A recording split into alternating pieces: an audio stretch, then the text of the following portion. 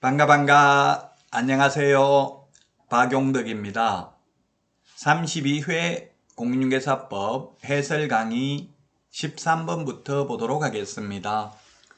전자문서 및 전자거래기본법에 따른 공인전자문서센터에 보관된 경우 공인중개사 법령상 개업공개사가 원본, 사본 또는 전자문서를 보존기간 동안 보존해야 할 의무가 면제된다고 명시적으로 규정된 것을 모두 고른 것은 했는데, 전자계약서를 작성하면, 즉 인터넷으로 온라인으로 전자계약서를 작성하면 따로 종이계약서 또는 종이확인설명서 두 개를 출력해서 보존할 필요가 없습니다.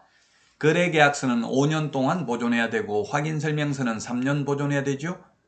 공인전자문서센터에 보관된 경우 따로 종이계약서나 종이확인설명서 출력해서 보존할 필요가 없습니다.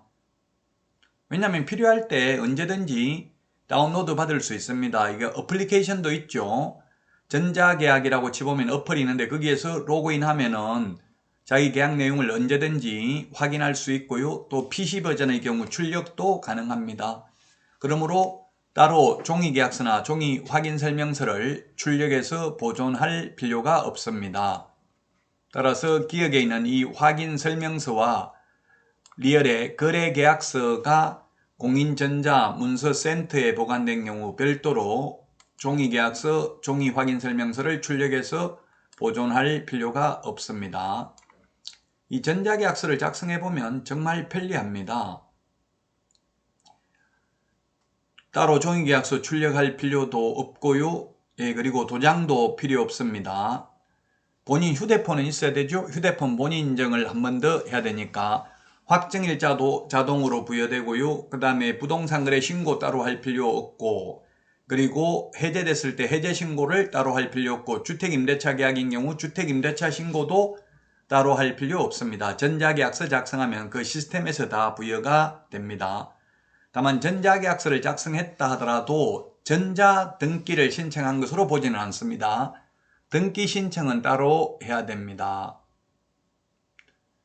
답은 2번인데요. 니은에 이게 손해배상 책임 보장에 관한 증서, 그리고 소속공개사 고용신고서 이런 거는 보존하라고 되어 있지 않죠?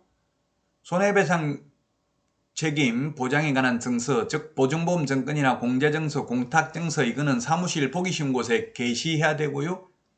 고용신고서는 보존 의무도 없습니다. 2번이 정답이 되겠습니다. 다음은 14번 문제 살펴보겠습니다. 14번 문제는 부적절한 문제죠. 틀리라고 낸 문제입니다.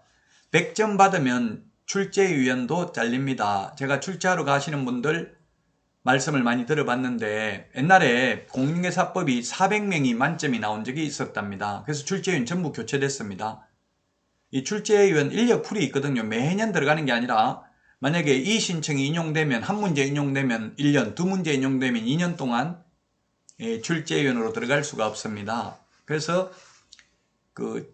이 신청을 가급적이면 인용을 안 하려고 하겠죠. 그러나 정답심사위원하고 출제위원하고는 다릅니다. 다르지만 사실상 그 부동산학과 교수님들 인력풀이 똑같기 때문에 서로 다 알기 때문에 사실 은연중에 카르텔이 형성되어 있기 때문에 가급적이면 이 신청은 받아주지 않으려고 하는 경향이 있습니다. 다만 정책적 고려를 하겠죠. 합격자가 많이 안 나오면 받아줄 수 있고, 합격자가 많으면 명확하게 잘못됐다 하더라도 이 신청을 받아주지 아니할 수도 있습니다. 이 문제도 사실은 또 법조문에 있는 그대로, 시행규칙 서식에 있는 그대로가 아니죠. 3번 같은 경우는. 그래서 약간 논란의 여지가 있는 문제입니다. 답은 일단 상대적으로 고른다면 5번이 정답이 되겠습니다. 부가통신사업자 번호를 거래정보사업자 지정대장에 기재하라고 되어 있지는 않습니다. 딱 한 번, 33번 시험을 봤는데 단 한 번 출제된 문제가 되겠습니다.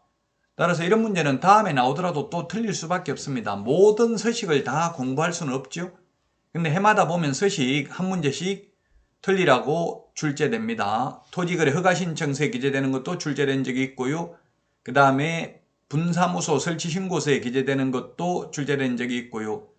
거의 해마다 출제되는 서식은 확인설명서, 전속중개계약서, 부동산거래 신고서 서식 요 3개만 정확하게 보시면 됩니다. 100점은 받을 수 없는 과목입니다. 공인중개사법도 60점은 쉽게 받을 수 있지만 100점은 안 나오는 과목이 되겠습니다.